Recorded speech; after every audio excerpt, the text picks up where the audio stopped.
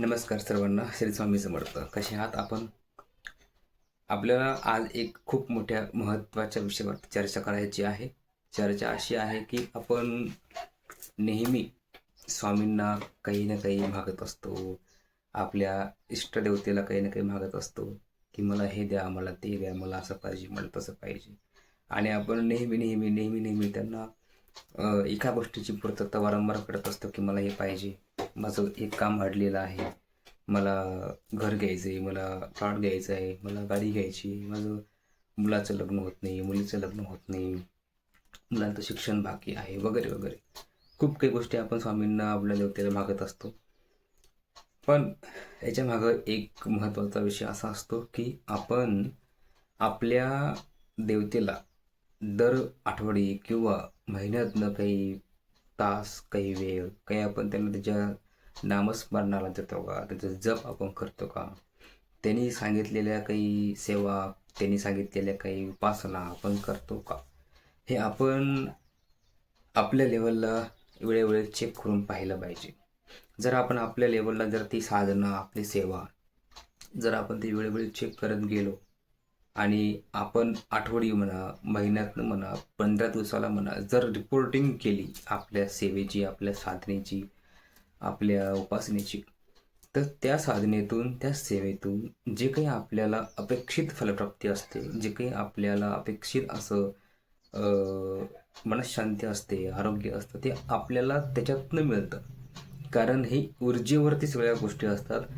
ज्या गोष्टी, जी सेवा, जी साधना आपण खाली बसून, आसन टाकून, आसनावरती बसून जर आपण काही सेवा, जर काही आपण जप, साधना, अनुष्ठान, ध्यानधारणा, त्या देवतेचं नामस्मरण जर आपण कंटिन्यू करत राहिलो, तर ती आपण स्वतःच्या बैठकीतून निर्माण केलेली सेवा असते. ती ऊर्जा, ती सेवा आपण आपल्या देवतेला पुरवतो. आणि आपण जेव्हा आपली ऊर्जा आपल्या देवतेला पुरवतो, त्याच वेळेस ती देवता आपलं काम करते. म्हणजे ती ऊर्जा आपलं काम करते. आणि याला माध्यम काय असतं की त्या देवतेचा मंत्र, त्या देवतेचा जप, त्या देवतेचा पारायण, त्या देवतेची उपासना, त्या देवतेचं नामस्मरण. आणि ते ऊर्जा आपल्या भोवती एक वलय तयार करतं.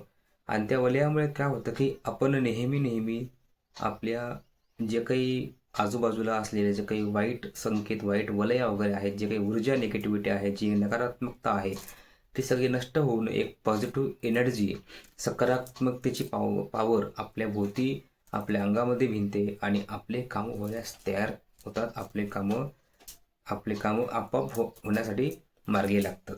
म्हणजे याला काय म्हणतो आपण की ऊर्जा तयार करणे. म्हणून आपण स्वामींना, आपल्या इष्टदेवतेला, आपल्या देवीला, आपण ज्या देवतेची उपासना करतो त्या देवतेला वारंवार मागण्यापेक्षा त्या देवतेचा त्या पटीत आपण जप केला पाहिजे, साधना केली पाहिजे, अनुष्ठान केले पाहिजे.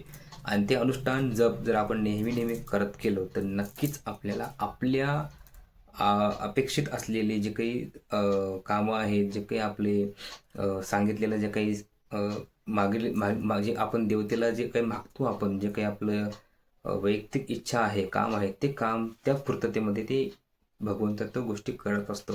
म्हणून आपण आपल्या साधनेवरती, आपल्या सेवेवरती, आपल्या अनुष्ठानावरती आपण ध्यान देऊन फक्त भगवंताकडे रिपोर्टिंग करायची असते की महाराज, देवी, इष्टदैव, जे काही आपण आपल्या देवतेला ज्या नावाने हाका मारतो त्याप्रमाणे आपण त्या देवतेला आपण हाका मारून आपण रिपोर्टिंग करायची. आणि देवांना कुठलीही गोष्ट सांगायची गरज नसते.